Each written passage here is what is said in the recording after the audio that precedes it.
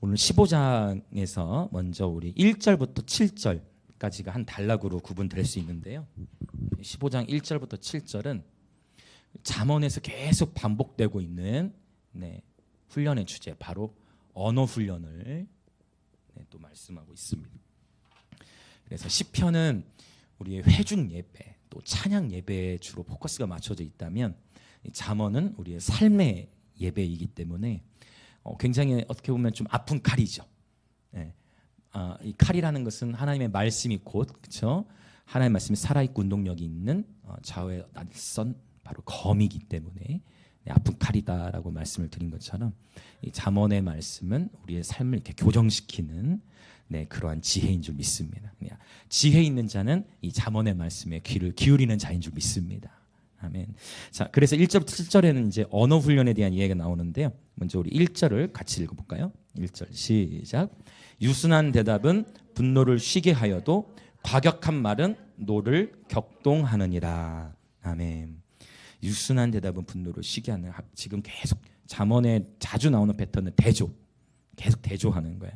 그 유순한 대답, 말을 할 때도 대답을 할 때도 상대방이 나에게 거칠게 나온다 할지라도 똑같은 패턴으로 반응하는 것이 아니라, 우리는 그렇다 할지라도 한 템포 쉬고 부드러운 대로 대답을 하라, 그런 표현이겠어요. 과격한 말은 분노를 격동시킨다. 우리가 분노 게이지가 쭉 차오르다 보면 말이 어떻게 됩니까?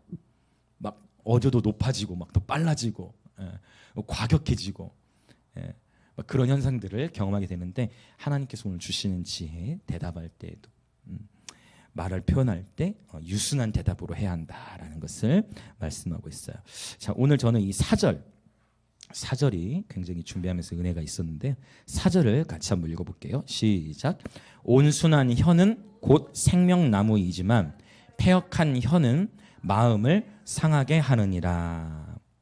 역시 또 대조되고 있는데, 먼저 이 패역한이라는 단어를 보면은요, 이 패역한은 셀레프라는 단어를 쓰는데요. 이 셀레프라는 단어는 어떤 뜻을 갖고 있냐면 비뚤어진 또는 비꼬는, 그러니까 이해되시죠? 이렇게 비뚤어진 말, 비꼬는 말. 우리가 뭔가 이렇게 화가 났을 때, 또 관계가 어그러졌을 때 부드럽게 말할 수 있음에도 불구하고 말이 어떻게 나와요? 뼈르뚱하게 나오죠. 그래서 말로 이렇게 공격을 하게 되어지죠. 여러분, 말도 칼이잖아요, 그렇죠? 요즘에는 글로도 이렇게 표현을 하지만, 그런 비뚤어진 말, 비꼬는 말들은 관계를 깨트린다. 그리고 그런 비뚤어진 말들은 특별히 무엇을 상하게 해요? 마음을 상하게 한다라고 표현하고 있습니다. 반대적으로 온순한 혀는 곧 생명나무이다라고 표현하고 있는데, 이 온순한이라는 단어가 굉장히 의미 있는 단어예요. 이 온순하는 단어는 어떤 단어를 쓰냐면 마르페라는 단어를 써요. 그러면 이 마르페는 어떤 단어냐면, 자, 이 마르페는 치유하는이라는 그런 의미를 갖고 있어요. 그래서 사실 이렇게 해서 이게 명사인데, 이거를 이 맴을 떼버리면 어떻게 읽는 거냐면 라파가 되는 거예요. 라파. 그래서 라파 들어보셨죠? 라파는 뭘까요? 치료하다라는 뜻이에요. 그래서 여호와 라파 하면 치료하신 하나님이죠. 그 라파를 명사 형태로 바꿔버리면 이제 바로 무레페가 되는 거예요. 무레페라고. 사실 이 히브리어는 이제 저희가 주일학교 아이들도 지금 가르치고 있는데 모음이 없었어요, 고대에는. 그래서 그냥 자음으로만 읽다 보니까 사실 어느 누구도 발음이 정확하게 될 수가 없어요. 그걸 이제 이거 설명하면 좀 길어지니까 이거 좀 그냥 넘어갈게요. 그래서 원래 라파라는 단어에서부터 파생된 그런 단어예요. 그러니까 온순하다, 부드럽다는 의미도 있지만 어떤 의미가 있다는 거예요? 치유를 가져오는, 그런 치유하느냐는 뜻이 있어요. 자, 그래서 이 마르페는 치유하느냐는 뜻이 있다고 했고, 그러면 이게 어떤 의미예요? 어떤 혀라는 거예요? 와, 혀가 치유할 수 있다는 거예요. 할렐루야. 그러니까 혀로 누군가를 죽일 수도 있지만 혀로 살릴 수도 있다는 거예요. 저와 여러분의 혀가 치유하는 혀가 되시길 예수님 축복합니다. 살리는 혀가 되시길 예수님으로 축복합니다. 잠언은 계속 이 말에 대한 거 혀나 입이나 말 다 같은 걸 의미하잖아요.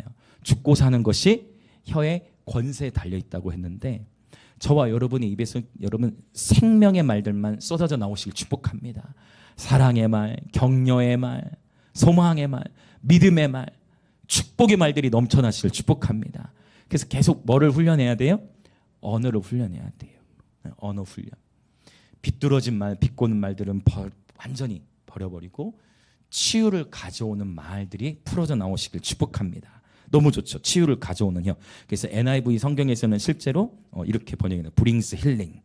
치유를 가져오는 혀라고 정확하게 NIV 번역본은 번역을 해놨어요. 바로 언어 훈련입니다. 저와 여러분의 혀가 더 부드러워지시길 예수님의 이름으로 축복합니다. 세상은 끊임없이 분노의 소리를 바라고 있다는 거예요. 분열의 소리를 바라고 있다는 거예요. 좌절의 소리를 바라고 있다는 거예요. 저와 여러분의 왕 같은 제사장의 품격을 가지고 여러분 살리는 말들을 계속 하십시오. 계속해서 축복의 말들을 풀어놓으시길 바랍니다. 아멘. 자, 우리 이렇게 한번 인사해 보시겠어요? 당신의 혀는 치유를 가져오는 혀입니다. 얼마나 좋아요.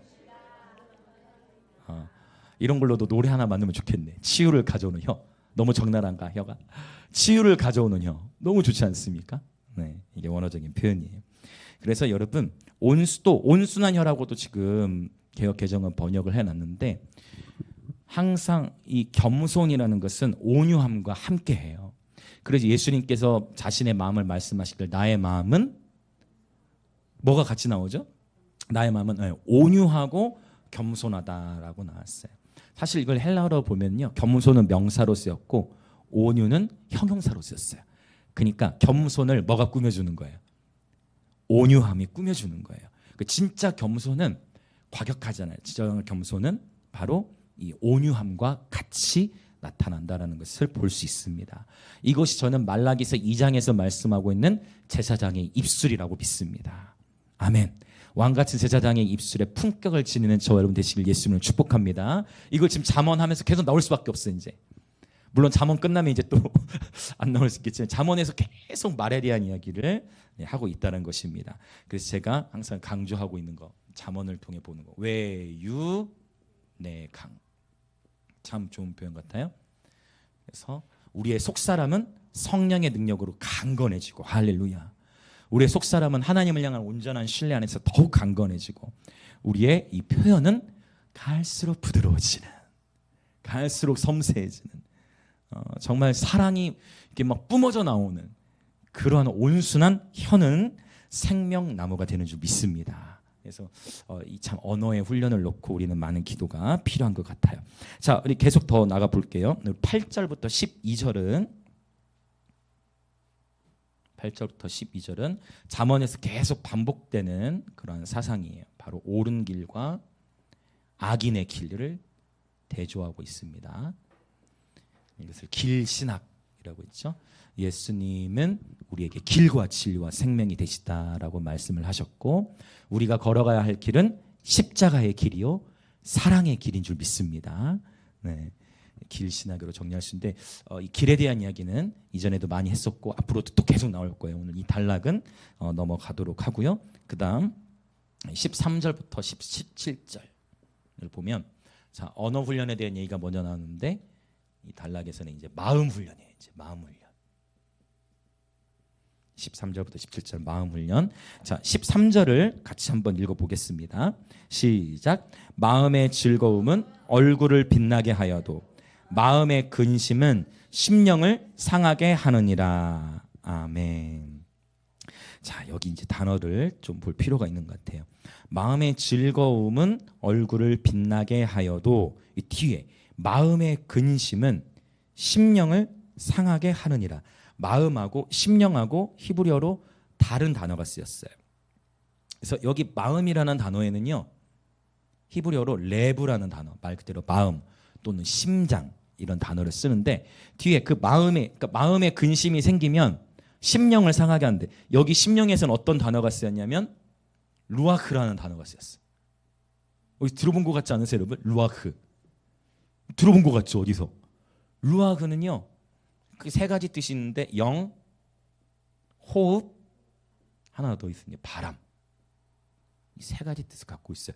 그래서 지금 이 마음의 근심은 심령을 상하게 한다. 그러면 여기서 말하는 마음 레브니까 굳이 구분을 하자면 레브는 우리의 혼을 가리켜요. 이걸 영어로 하면 soul이 되겠죠. soul. 우리 혼에 해당하는 영역에는 뭐가 있죠? 지식, 감정, 의지. 그러니까 우리의 지식과 감정과 의지가 혼에 해당하는 영역인데 마음에 근심하기 시작하면 뭐를 상하게 한다고요? 영을 상하게 한대요. 그러니까 마음이 속상한 일이 생겨서 우리의 감정이 무너지기 시작하면 어디에 데미지를 준다는 거예요? 영에 데미지를 준다는 거예요. 그런데 반대로 마음이 즐거우면요.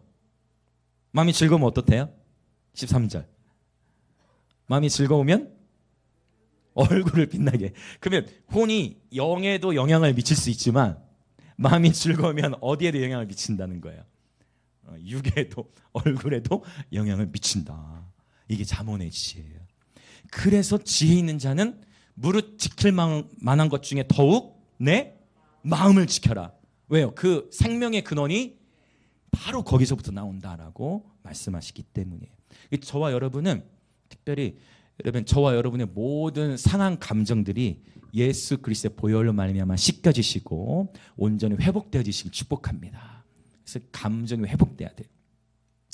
또 지식, 우리가 하나님에 대해 잘못 갖고 있는 선입견들이 제하여지고 하나님을 바르게 하는 지식에서 자라가는 저와 여러분 되시길 예수님 축복합니다. 아멘. 우리의 연약한 의지를 하나님께서 강하게 붙들어 주시는 그러한 예배자들 되시길 또한 축복합니다. 그래서 결국 이 영혼육은 분리될 수 있는 게 아니죠. 이 우리의 마음을 잘 지킬 때 마음이 영에게 건강한 영향을 줄 수도 있지만 마음을 잘 지키지 못하면 우리의 심령을 상하게 하는 데까지도 갈 수 있다. 그러니까 성경의 바울은 신약에 가서 보면 어떻게 표현하냐면 바울이 그렇게 고백하자 로마서 7장에서 오라 나는 공고한 자로다 하면서 내 속사람으로는 뭐를 즐거워해요? 그러니까 내 속사 여기서 말하는 속사람의 영을 말하는 내 속사람으로는 하나님의 법을 즐거워해. 속사람으로는 하나님의 법을 즐거워하는데 이 사망의 몸에서 누가 나를 건져내랴 하는 그 갈등의 단계들 바울도 통과해야만 했어요. 물론 저는 이제 이거 7장 이야기인데 8장으로 가면서 바울이 이것을 돌파했다고 믿습니다. 바울이 이 괴로울 수밖에 바울의 고민과 우리의 고민이 약간 다를 수 있는데 바울은 특히 더 이 괴로움에서 헤어나기가 어려웠던 것은 정죄감이 끊이질 않았을 거예요. 왜 바울이 원래 어떤 자였습니까? 예수 믿는 사람들을 죽였잖아요. 예수 믿는 스데반 집사님이 그 죽는 도레마 순교하는 가운데서도 그 자리에도 바울이 있었고 바울은 예수 믿는 사람을 다 죽였기 때문에 바울이 계속 죽이고 다니고 심지어 그 사도행전 이제 스데반 집사님 순교하시고 그 이후에 다메섹으로 가는 것도 왜 다메섹으로 왜 갔을까요? 예수 믿는 사람들 색출하려고 간 거예요.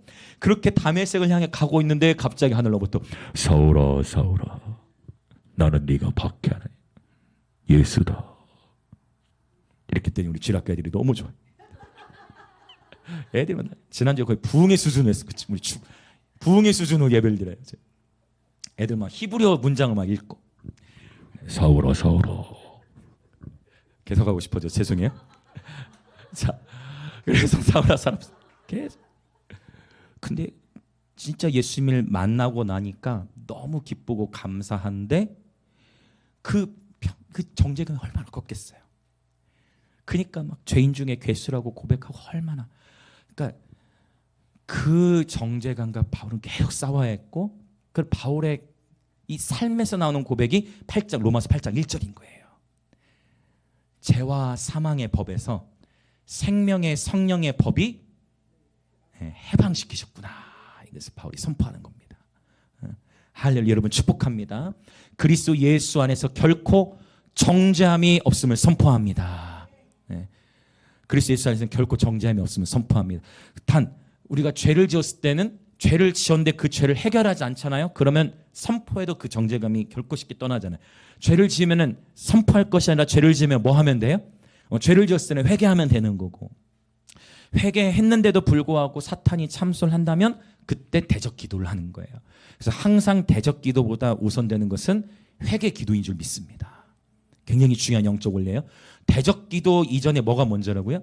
회개 기도가 먼저예요. 많은 경우에 회개 기도만 해도 우리 영이 자유케 되어지는 줄 믿습니다. 그래서 육혼 영이 다 유기적으로 연결되어 있는데 마음을 지켜야 된다. 자, 그럼 이제 더 볼게요. 우리 15절을 한번 읽어보겠습니다. 15절 같이 읽겠습니다. 시작. 고난받는 자는 그 날이 다 험악하나 마음이 즐거운 자는 항상 잔치하느니라. 할렐루야. 항상 잔치하느니라. 마음이 즐거운 자는 항상 잔치하느니라. 여러분, 이 말씀이 저와 여러분의 삶에 응해지시길 예수님으로 축복합니다. 오늘도 저와 여러분은 잔치한 거예요. 오늘도 저와 여러분은 그리스도 안에서 잔치한 거예요. 이 잔치라는 단어를 요한복음 12장에서도 쓰고 있는데, 요한복음 12장에 이제 누구 이야기가 나오냐면 요한복음 11장에서 나사로가 죽는단 말이에요. 그 죽었는데 예수님이 나사로가 병들었는데 일부러 일찍 안 가셔. 그러다가 언제까지 예수님이 기다리세요? 나사로가 죽을 때까지 일부러 나사로에게 안 가는 거예요. 그래서 우리가 인생을 살아가면서 해석되지 않는 고난을 마주할 때, 그렇죠? 해석되지 않는 고난을 마주할 때는 연단된 믿음을 발휘해야 돼요. 지금처럼 평상시에 배운 하나님의 말씀에 대한 지식을 견고히 세워서 위기의 때에 그 쌓은 하나님 바르게 하는 지식으로 기도하고, 할렐루야, 하나님을 신뢰하는 마음으로 돌파해 나가시길 축복합니다. 해석되지 않는 고난이 있을 때는 연단된 믿음을 발휘해야 돼. 그래서 위기의 때가 올 때, 여러분, 코로나가 저와 여러분의 믿음을 증가시켰습니까? 아니면 코로나가 믿음을 떨어뜨렸습니까? 위기의 때가 올 때 우리의 믿음은 테스트 받는 거예요. 여러분, 축복합니다. 지금이 바로 우리의 믿음을 연단할 때인 줄 믿습니다. 옆에 계신 분들 한번 인사할까요? 지금은 우리의 믿음을 연단할 때입니다. 연단해야 돼요. 연단해야 될 때인 거예요. 계속 연단해 나아가는 거예요. 할렐루야. 필요합니다. 연단이. 그래서 나사로가 죽을 때까지 예수님 기다리신 거예요. 그럼 마리아 마르다가 얼마나 속상해요. 그러나 부활의 영광을 경험한 마리아 마르다 나사로가 이제 요한복음 12장에서 베다니에, 너무 좋은 표현이 있어요. 베다니에 잔치를 열었는데 성경이 요한복음 12장에 뭐라고 표현하냐면, 와, 이거는 너무 좋은 단어니까 빨간 펜으로 어떻게 표현하면 예수님을 위한 잔치라고 표현해요. 와, 너무 좋지 않습니까? 예수님을 위한 잔치. 갑자기 옛날 찬양이 떠오르네요. 여러분 모르실 수도 있는데, 열렸대 진짜 아무도 모르세요? 아무도 모르시네? 하늘나라 천국 잔치. 아무도 모르시구나. 죄송합니다. 저는 몇 분은 아실 줄 알고.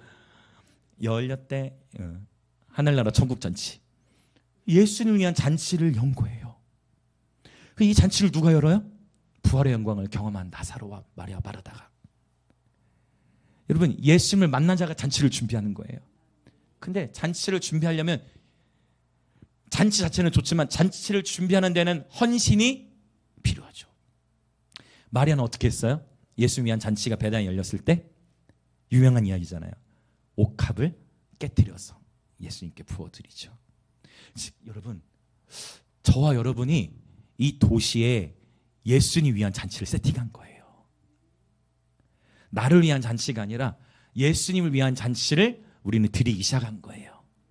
4월 3일도 예수님 위한 잔치니까 많이들 데려오셔야 돼요. 사마리아 여인처럼 이 잔치의 소식을 해야 돼요. 얼마나 좋아요. 특정 한두 교회가 아니라 정말 제3의 장소에서 도시를 위한 축제. 어느 특정한 교회 이름이 드러나는 것이 아니라 정말 예수님을 위한 잔치. 근데 예수님을 위한 잔치에는 희생이 필요하다. 저와 여러분이 함께 먼저 된 자로서 희생하지만, 그러나 그 헌신하고 희생하는 만큼 물도온 하인들이 누렸던 하나님의 영광을 경험하게 될 겁니다. 물도온 하인들만 경험한 하나님의 영광이 있는 거예요. 그냥 보통의 그 잔치에 참여하는 사람들도 기쁘고 영광을 경험하죠. 와, 너무 좋은, 이거 최고의 술인데, 와, 최고의 임재가 있는데 경험하죠. 그러나 그 물도온 하인들은 안 한 거예요. 예수님께서 이 잔치를 위해 기적을 베푸셨다는 거예요. 이건 물도온 하인들만 경험한 영광이 있는 거예요. 여러분, 축복합니다. 우리 한 번 더 옆에 분또 인사합시다. 하나님께서 당신을 물도온 하인들로 부르셨습니다. 네. 네, 한번 정말 깊이 묵상해 보십시오. 잔치를 준비하는 누군가는 그 헌신을 감당해야 돼요. 그러나 하나님께서 부어주실 영광의 상급이 있을 것입니다. 아멘. 그렇다잖아요. 저쪽에서 띠리리 띠띠 나오고 그 영광의 상급이 있을 거예요. 예수님을 위한 잔치 얼마나 좋습니까? 우리는 예수님을 위한 잔치를 이 도시에 세팅한 거예요. 아멘. 자, 근데 여기서도요, 이 베단이라는 단어도 사실은 이걸 베단이라는 지명이 히브리에서부터 왔으니까 헬라어 신약성 헬라어로 기록이 됐지만 히브리에서부터 고대로부터 있었던 지명이니까 베단이는요 베트안이라는 단어인데 베단이의 이름의 뜻은 집은 집인데 아니니까 가난한 자의 집을 의미해요. 그러니까 외관적으로 봤을 때는 예루살렘도 아니잖아요. 인간적으로 아무 베다니가 뭔지도 모르는 사람들도 당시에 멀리 있던 사람도 있었을 거예요. 마치 기회가 어디냐 하고 사람들이 생각할 수 있는 것처럼. 그러나 바로 그 베다니 땅에 부활의 영광이 임하였고 예수를 위한 잔치가 도시로 열린 겁니다. 우리 김해 땅에 예수를 위한 잔치가 더 확대될 것을 예수 이름으로 선포합니다. 그 예수를 위한 잔치를 통해 우리 다음 세대 예배자들이 세워지게 될 줄로 믿습니다. 하나님은 저와 여러분을 부르신 거예요. 왜? 저와 여러분은 예수님을 만났거든요. 저와 여러분은 그 임재의 기쁨을 아는 자들이거든요. 우리는 물도온 하인으로 부르신 하나님께 모든 감사와 영광을 올려드립니다. 자, 다시 잠언 15장 15절 이야기로 좀 돌아와 보면 이제 해석해야 될 영역이 생겨요. 왜냐하면 고난 받는 자는 그날이 다 험악하나 마음이 즐거운 자는 항상 잔치하느니라라고 했을 때 과연 이 15장 15절에서 말하는 이 고난은 어떤 고난인가? 이것은 문맥적으로 봤을 때 일반적인 고난으로 보기보다는 13절부터 14절에 나와 있는 것처럼 마음을 다스리지 못해서 겪게 되는 고난을 말한다고 저는 믿습니다. 그러니까 고난이라고 했을 때는 그 고난의 원인이 달라요. 크게 두 가지로 구분할 수가 있는데 베드로 사도도 이것을 구분했어요. 잠깐 읽어보고 올게요. 우리 베드로전서 2장 오늘 본문 접어놓아 주시고 베드로전서 2장 19절과 20절을 한번 읽어보고 올게요. 베드로전서 2장 19절과 20절. 자, 같이 한번 읽어보겠습니다. 시작. 부당하게 고난을 받아도 하나님을 생각함으로 슬픔을 참으면 이는 아름다우나 죄가 있어 매를 맞고 참으면 무슨 칭찬이 있으리요. 그러나 선을 행함으로 고난을 받고 참으면 이는 하나님 앞에 아름다우니라. 아멘. 고난에는 두 가지 종류가 있어요. 하나는 부르심으로 인한 고난이 있는 거예요. 즉 선을 행함으로 말미암는 고난, 복음을 전함으로 받게 되는 고난이 있는 거예요. 이 고난을 통해 우리는 하나님의 영광을 경험하게 되고 이 고난을 통해서 하나님의 뜻이 이루어지고 이 고난을 받고 참는 것은 하나님 앞에 아름답다고 기록합니다. 그러나 이 부르심으로 인한 고난 말고 다른 종류의 고난이 있으니 그건 뭐냐면 20절에 표현되어 있죠. 어떻게 되는 거예요? 바로 죄로 인한 고난이 있는 거예요. 그래서 우리는 부르심으로 인한 고난은 피할 수가 없겠지만 죄로 인한 고난은 할 수만 있으면 받지 않는 것이 좋은 줄 믿습니다. 아멘. 죄로 인한 고난이 있다는, 죄로 인한 고난은 이 자리에 계신 어느 누구도 받지 않으시길 예수님을 축복합니다. 죄가 있으면, 그 하나님은 시편에도 뭐라고 말씀하시냐면 죄가 있으면 하나님께서 듣지 아니하신다라고 말씀하고 계세요. 너희 마음에 죄악을 품으면 하나님이 듣지 않으신다. 그래서 하나님 앞에 우리의 수많은 기도 제목을 올려드리겠지만 그 전에 먼저 저와 여러분이 깨끗한 심령으로 하나님을 부르는 것이 너무나 중요해요. 할렐루야. 자, 그래서 고난은 이 두 가지 종류가 있다라는 것을 기억한 상태에서 다시 잠언 말씀으로 돌아와서 보자면 또 이와 고난의 이 두 종류가 있다라고 말씀드렸는데 여기서 지금 마음이 즐거운 자는 내 삶 속에 막 기쁜 일들만 넘치기 때문에 여러분 우리 삶 속에 기쁜 일이 있을 때 기뻐하는 건 누구나 할 수 있는 거예요. 그러나 지금 잠언 15장에서 마음이 즐거운 자는 자신의 마음을 지킴으로 인해 즐거워할 수 있는 훈련된 예배자를 말하고 있는 거예요. 하나님을 경외하는 예배자, 하나님을 향한 온전한 신뢰를 지닌 예배자, 그의 마음은 항상 즐거울 수 있는 줄 믿습니다. 저의 마음도 항상 즐겁습니다. 그러면 저의 삶에 아무런 문제가 없느냐? 수두룩합니다. 아마 여러분도 동일할 거예요. 이 자리에 정말 우리가 함께 하나님 임재를 즐거워하고 막 샤우팅하고 춤을 추고 얼마나 좋아요. 너무 좋잖아요. 얼마나 행복합니까? 그러나 알아요. 제가 여러분은 개인의 삶을 다 헤아릴 수 없다 할지라도 우린 다 알잖아요. 각자 깨트려야 될 일과 삶에서 마주하는 여러 다양한 치열한 삶의 전쟁들, 관계나 재정이나 또 여러 다양한 건강이나 수많은 갈등들을 우리는 뚫고 이 자리에 나온 거잖아요. 우리가 잔치를 하는 것은 예수님 때문이지 우리의 삶에 그냥 모든 게 다 잘 풀어져서 잔치하는 것이 아니라는 거죠. 할렐루야. 그렇죠? 여러분 축복합니다. 저와 여러분이 기뻐할 수 있는 근거는 예수님께서 십자가에서 다 이루셨기 때문이에요. 저와 여러분이 부활의 영광을 경험한 자들이기 때문이에요. 저와 여러분이 예수님을 만난 자들이기 때문에 우리의 마음이 항상 즐거울 수 있는 줄 믿습니다. 얼마나 좋습니까? 하나님의 임재 안에서 우리는 예배를 통해 잔치를 벌이는 겁니다. 그래서 마음을 지키는 예배자의 삶의 환경은 한순간에 바뀌어지지 않을 수 있지만 동일한 환경을 대하는 태도는 저와 여러분이 건강하게 반응하고 마음을 지킴으로 하나님을 향한 온전한 신뢰를 가지고 우리 삶에서 돌파해 나가는 예배자들 되시기 축복합니다.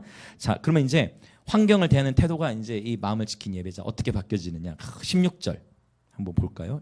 아주 너무 완벽한 예를 든 것 같아. 16절, 15장 16절이에요. 시작. 가산이 적어도 여호와를 경외하는 것이 크게 부하고 번뇌하는 것보다 나으니라. 가진 것이 적어도 예수님 안에서 즐거운 삶을 사는 것이 복된 것이다 라는 것을 말씀하고 있어요. 17절도 이게 지금 벌써 오래전에 2000년 훨씬 전에 기록된 말씀인데 어쩜 이렇게 오늘 시대도 동시대로 연결되는지 모르겠어요. 17절 같이 읽어봅시다. 시작. 채소를 먹으며 서로 사랑하는 것이 살찐 소를 먹으며 서로 미워하는 것보다 나으니라. 아멘. 가진 것이 적어서 비록 뭐를 많이 못 먹어도 가진 것이 적어서 비록 뭐를 많이 못 먹어도 소고기를 많이 못 먹어도 맞잖아요. 2000년 전 훨씬 한 3000년 전에 기록된 건데 오늘 시대와 되게 동시대로 연결되는 가진 것이 적어서 소고기를 많이 못 먹어서 맨날 풀만 먹고 산다 할지라도 그것이 맨날 소고기를 먹으면서 서로 싸우고 다투는 것보다 훨씬 복되다 라는 것을 보게 되어지는 거예요. 사실 저도 그렇게 나이가 많지 않음에도 불구하고 하나님께 20대 때 농사를 짓고 살게 하시면서 하루에 3번씩 예배 드리고 농사를 짓고 살아가는데 그때 풀만 먹었습니다.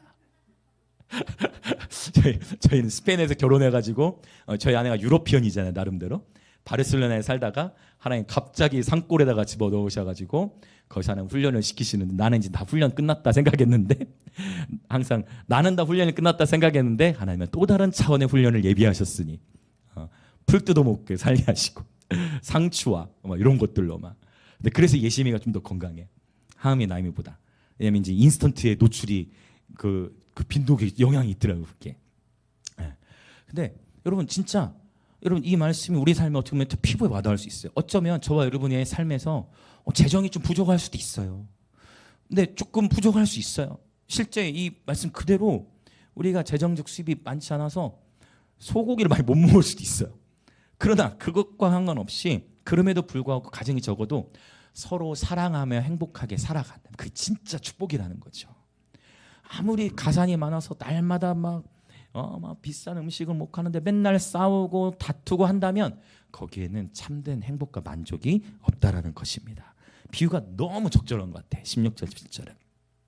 그래서 여러분 축복하면 저와 여러분은 예수 그리스도로 말미암아 마음이 즐겁기 때문에 항상 잔치하는 예배자들인 줄 믿습니다. 주님은 우리에게 자족하는 마음에 대해서 바울을 통해 계속 강조해서 말씀해 주시는 거예요. 자족이라는 표현이 디모데전서에 있는데 빌립보서에도 아주 좋은 표현이 있어요. 이것도 한번 보고 올까요? 우리 빌립보서 4장 10절부터 13절 읽고 오겠습니다. 빌립보서 4장 10절부터 13절.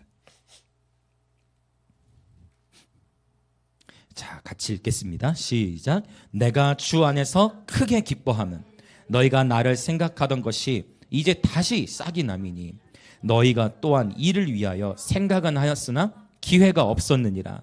내가 궁핍함으로 말하는 것이 아니니라. 어떠한 형편에든지 나는 자족하기를 배웠노니 나는 비천에 처할 줄도 알고 풍부에 처할 줄도 알아. 모든 일 곧 배부름과 배고픔과 풍부와 궁핍에도 처할 줄 아는 일체의 비결을 배웠노라. 내게 능력 주시는 자 안에서 내가 모든 것을 할 수 있느니라. 아멘. 이 일체의 비결, 저와 여러분도 여러분 이 일체의 비결을 배우시길 축복합니다. 부할 때든지 또는 궁핍할 때든지 그 모든 인생의 여정 속에서 동일한 일체의 비결, 바로 우리 주 예수 그리스도를 크게 기뻐하는 것입니다. 바울이 지금 빌립보서를 어디서 썼을까요? 감옥에 있을 때 쓴 거예요. 감옥에 있을 때, 감옥에 갇혀 있을 때 바울이 내가 주 안에서 크게 기뻐한다. 4장 4절입니까? 그 앞에서는 어떻게까지 표현하냐면 주 안에서 항상 기뻐하라. 내가 다시 말하니까 여러분 기뻐하세요. 그것도 항상 기뻐하세요. 바울이 감옥에서 쓴 편지예요. 그러니까 여러분 물리적으로 감옥에 있어도 항상 기뻐할 수 있고, 할렐루야. 오늘날에는 감옥에 들어가 있지는 않지만 자기 세계 안에서 갇혀 있는 다음 세대들도 너무 많아요. 물리적인 감옥이 무서운 게 아니라 자기 세계 안에 갇혀 있는 감옥도 무서운 거예요. 그래서 그런 정서적 현상이 우울증이나 공황장 이런 현상들로 나타나요. 그래서 여러분 우리는 저와 여러분이 마르지 아니하는 샘이 되어서 저와 여러분을 통해 이 하나님의 생명수가 운반되어지고 감옥에 갇혀 있는 자들을 꺼내야 돼요. 할렐루야. 감옥에 갇혀 있는 자들을 꺼내기 위해 예수님 오신 거예요. 그게 이사야서 61장, 누가복음 4장. 주의 영이 내게 임하사 내게 기름 부으셨으니 가난한 자에게 복음이 전파되고 억눌린 자, 갇힌 자, 포로된 자를 자유케 하기 위하여 예수님 오신 것입니다.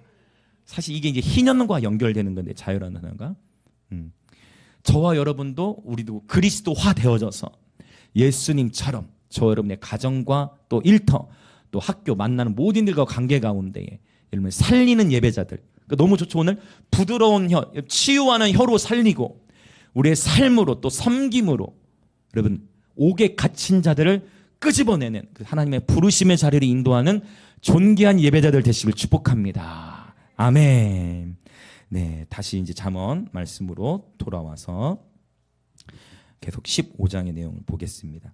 자, 그래서 이 마음이 즐거운 자는 항상 잔치하느니라. 그래서 여러분 정말 이 적어도 우리 하나님의 목예배만큼은 우리가 마음껏 하나님을 향해 부르짖고, 네, 샤우팅하고, 네, 오늘 보니까 또 너무 좋아, 너무 좋아. 막 벌써 다 춤을 추실 분 뒤에 보니까 뒤에는 다 그냥 다 쓰러져 계시더라고. 다 그냥 엎드려. 이게 성경적인 예배 방법이에요. 성경에 보면요, 샤하 엎드리다. 이게 여러분 원래 이슬람의 예배 방식이 먼저가 아니에요. 이게 하나님 경배하는 방식이 아브라함이 먼저 했던 방식에 엎드려서 하나님께 예배하는 거. 우리 예배학교를 통해 다 배웠잖아요. 네. 우리가 소리치는 것도 이 샤바크 찬양의 한 표현 방법이고, 네. 이제 점점 소리치게 되실 거예요. 너무 귀한 예배자분들이. 그래서 여러분 계속 하나님 앞에서 얼마나 좋아요. 막 얼마나 자유로웠으니까 엎드리는 사람 엎드려서 경배 드리고, 또 자유롭게 우리가 춤을 추는 것도 예수님 때문이잖아요. 한날의 찬양, 원수가 밟히고 손을 들고 샤우팅하고 마음껏 울어도 되고 정말 마음껏 부르짖어도 되고, 내 기도 소리 누가 들을까 걱정하지 않아. 어차피 음악이 커서 아무것도 안 들리니까. 자기 소리도 잘 안 들리잖아요, 음악이 크니까. 마음껏 하나님 앞에 부르짖을 수 있고 마음껏 하나님께 예배드릴 수 있고, 얼마나 좋습니까? 우리 최근에 합류한 우리 예배자 승경이 소방관이어서 이제 근무 있을 때 못 오는데, 요즘에 우리 승경이 보면 또 얼마나 은혜가 넘치는지 몰라. 뭐 창세전 하나님이 디자인하신 것처럼 하나님 스피릿에 딱 맞아떨어져. 처음에 설 때는 뛰는 것도 연습을 시켰다는 그런 얘기를 들었으나 얼마나 귀하고 감사하지 몰라요. 하나 되어져서 온 세대가 하나 되어져서, 그렇죠? 온 세대가 하나 되어져서 그렇게 예배하는 우리 하나님 얼마나 귀한지 모르겠어요. 이러한 예언적 경배의 문화가 우리 김해 땅 그리고 부산 대한민국 열방 가운데 더욱 퍼져나갈 줄 예수님의 이름으로 선포합니다. 우리는 겸손하면서도 담대히 예배하며 예배 축제를 누리는 자들입니다. 자, 이제 다음 단락으로 넘어가 보면 이제 18절부터 24절에서는 역시 또 잠언에서 많이 나오는 패턴인데, 지혜로운 자와 미련한 자를 또 대조하고 있어요. 계속 이 패턴을 반복해서 보여주고 있고요. 그다음에 이제 마지막 단락 25절부터 33절은 잠언의 핵심 주제. 우리 33절을 한번 읽고 같이 이제 기도하겠습니다.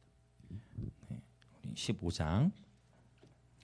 자, 우리 33절 같이 한번 읽어보겠습니다. 시작. 여호와를 경외하는 것은 지혜의 훈계라. 겸손은 존귀의 길잡이니라. 아멘. 할렐루야.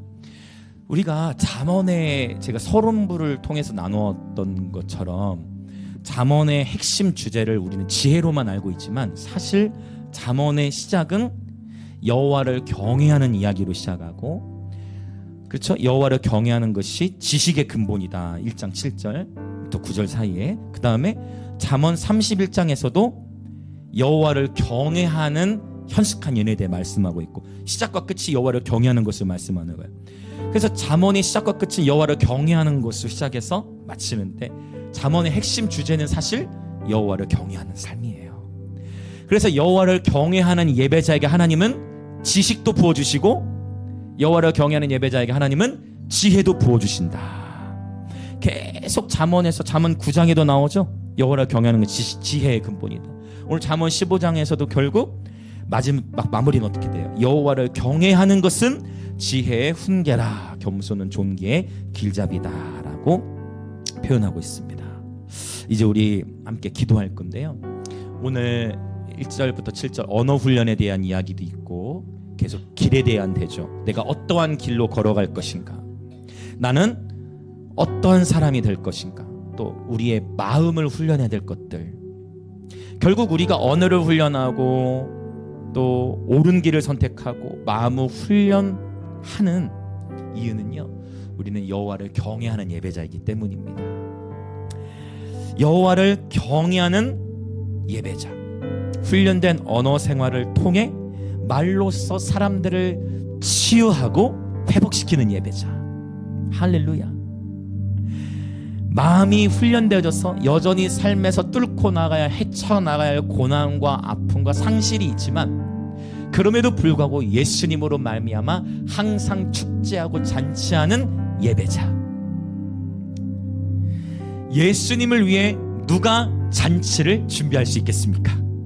바로 저와 여러분이 예수님을 위해 잔치를 준비하도록 부름받은 줄 믿습니다. 이것은 여러분 놀라운 특권이라고 믿습니다. 예수님을 위한 잔치를 여는 예배자. 이 시간 함께 기도하겠습니다. 하나님, 우리 모든 예배자 중보자분들 훈련된 언어 생활과 연단된 마음으로 예수님을 위한 잔치를 열고 준비케 하여 주옵소서. 도시적 차원의 이 잔치를 열고 준비할 뿐만 아니라 날마다 우리 삶 속에서 예수님을 위한 잔치, 축제가 열리게 하여 주옵소서. 주님을 사랑하고 알아가는 기쁨을 결코 세상 가운데 빼앗기지 않게 하여 주옵소서. 그렇게 시간 주야모 외치며 통성으로 기도하겠습니다. 주여! 할렐루야. 성령님, 이 시간 주님 앞에 기도하며 나아갑니다. 아버지, 오늘 잠언 15장의 말씀을 우리에게 주셔서 감사합니다. 오 하나님, 우리 삶에 여전히 뚫고 나가야 할 수많은 갈등과 아픔과 삶의 고난들이 있지만, 우리의 마음이 즐거울 수 있는 것은 하나님의 임재, 우리의 마음이 즐거울 수 있는 것은 하나님의 사랑, 우리의 마음이 즐거울 수 있는 것은 예수님 때문입니다. 오 주님, 예수님을 위한 잔치가 우리의 매일의 삶에서 일어나게 하여 주옵소서. 예수님을 위한 잔치, 누가 이 예수님을 위한 잔치를 준비할 수 있습니까? 예수님을 만난 자가 예수님을 위한 잔치를 준비하는 거예요. 예수님의 그 부활의 영광을 아는 자들, 맛본 자들이 예수님을 위한 잔치를 준비하는 거예요. 비록 이 땅이 슬로우시티라 하여도 마침내 이 땅을 향한 하나님의 주자인 이 땅은 영광의 도시가 될 것입니다. 하나님은 이 땅에 수많은 외국인들을 보내주셨어요. 이것은 이 도시의 축복이에요. 김해는, 여러분, 김해를 섬기는 것은 열방을 섬기는 거예요.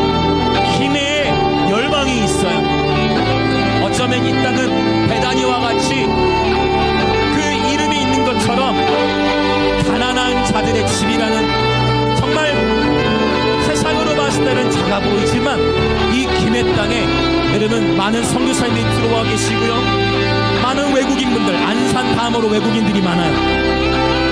그것은 이 땅에 놀라운 하나님의 부르심이 있기 때문이에요. 세상의 관점으로서가 아니라 하나님의 언약의 관점으로 이 땅을 바라봅시다. 그리고 이 김해와 부산 영남 땅을 주님 손에 올려드리며, 하나님께서 저와 여러분을 이 도시의 파수꾼으로 부르셨어요.